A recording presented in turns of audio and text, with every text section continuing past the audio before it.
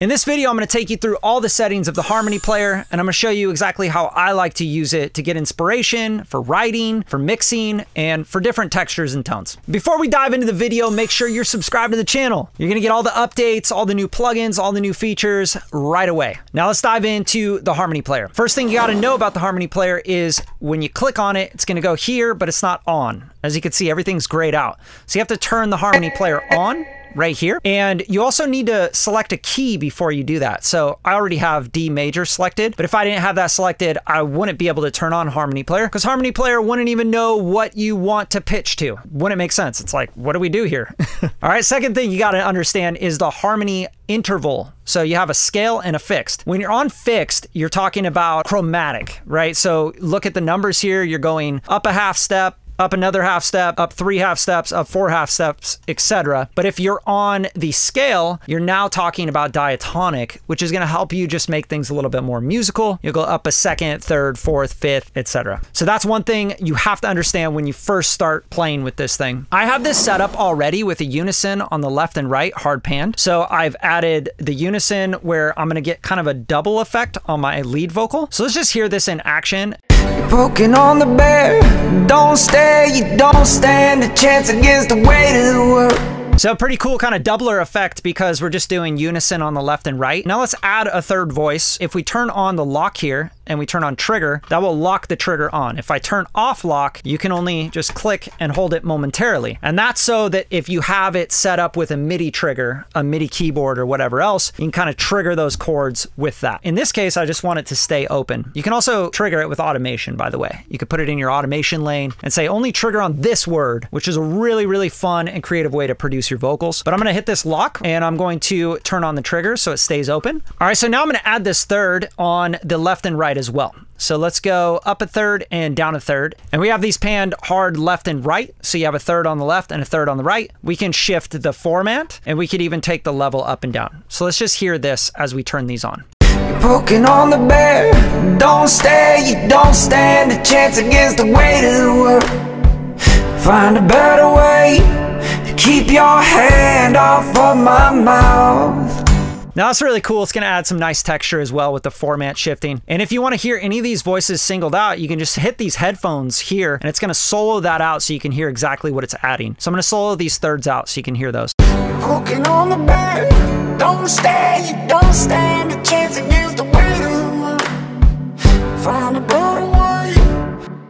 So that's pretty cool. It's like adding a new singer to do just the third on your vocal. And with the format shifting like that, where I'm making the throat length longer, it's gonna, right? It's gonna make me sound kind of like I'm a little bit bigger than I am. That I've been eating a little bit more pizza and cheeseburgers, you feel me? So we're gonna take this down a third and I'm gonna try that out. And let's solo them out. Poking on the bear, don't stare, you don't stand a chance against the weight of the world. And you can hear why you would want to trigger only certain parts with automation because sometimes a third doesn't sound good on the melody, right? And that's why they put this into the plugin. Now I'm going to take these headphones off so we're going to hear the full vibe here. You're poking on the bear, don't stare, you don't stand a chance against the weight of the world. Find a better way. Pretty cool. Now we have a nice little layer of harmony in there. And some other features to go over are the equalizer, which I use all the time when I have the harmony player on. So I can really filter out any of the garbage at the bottom or top.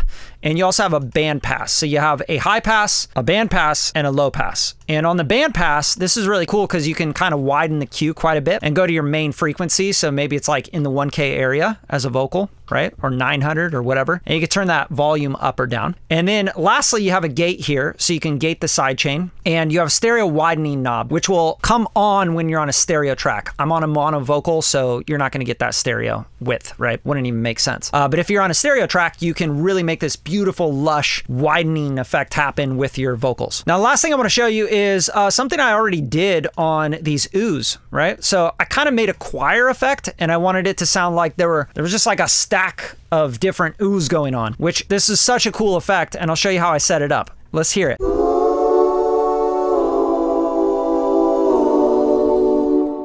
Poking on the bear, don't stare, you don't stand a chance against the weight of the world. Find a better way to keep your head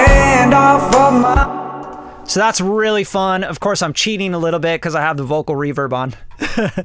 But let's check this out. So in the harmony player here, I've added unison left and right, and I've done down a third and up a third and panned it to the middle. And then we have the volumes. I've just kind of mixed those around. And then these other things that really help the stacks feel more natural and organic are to use these different knobs. And if you hover over anything, you're going to see a little help bubble come up, right? So every single one of these is going to help you sort of manipulate it so it sounds more natural. And these are things I would mess with. So you have naturalize, transition time, pitch variation, and timing variation, which are all things that are going to happen naturally when we double our own vocals or harmonize stacks. We're never going to be perfectly on, so these are going to make your vocal stacks and harmonies sound much more organic and natural. And then on this, I'm just filtering out anything under 118 hertz with a 12 dB per octave slope, which is pretty light. And then you also have this handy little UI here where you're not missing out on seeing what's happening with your actual AutoTune as well. You have it kind of like getting this small UI right here,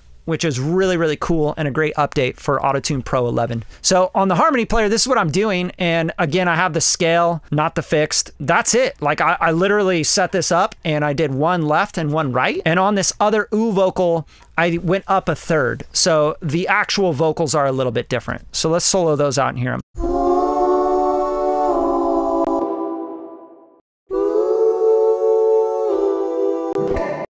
Poking on the bear, don't stare, you don't stand a chance again. So as you can tell, the Harmony Engine's highly addictive. You're gonna make some really beautiful pad sounds out of it. You could do some really cool effects, and I hope you guys really have a lot of fun with it and it inspires you to make something really creative. Now, if y'all got anything out of this video, a little production tip, anything like that, please like the video, drop a little comment, show some love, and I'll see you guys next time. Peace.